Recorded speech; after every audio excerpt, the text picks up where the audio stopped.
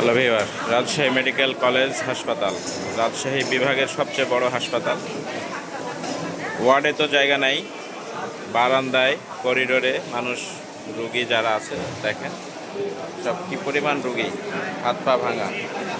এই রুগীগুলো করিডোরের মধ্যে পড়ে আছে, অথচ এই যে একজন পেশেন্ট শুয়ে আছে এখানে, তার পরিবারের কেউ রোদ থেকে বাঁচার জন্য একটু বিছনার চাদর উঁচু করে ধরে আছে।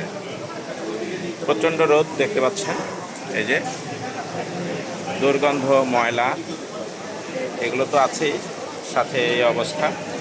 তো কবে নাগাদ বাংলাদেশের স্বাস্থ্যসেবার এর উন্নতি হবে এবং মানুষকে এরকম রোদের মধ্যে করিডোরে শুয়ে থাকতে হবে না, সেইটা জাতির প্রশ্ন।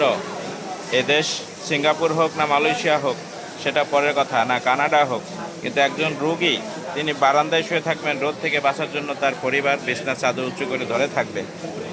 এই পরিস্থিতি থেকে কখন উত্তরণ হবে? এই যে দেখেন সব ডাক্তাররা রাস্তায় রুগী দেখতেছে, একদল চিকিৎসক সাথে করে নিয়ে বিভিন্ন অর্থোপেডিক্সের ডাক্তাররা তারা রোগীদেরকে দেখতেছেন, সেবা দিচ্ছেন। কিন্তু এই সেবা থেকে কবে নাগাদ মানসম্পন্ন চিকিৎসা সেবা হবে সেটা প্রত্যাশা।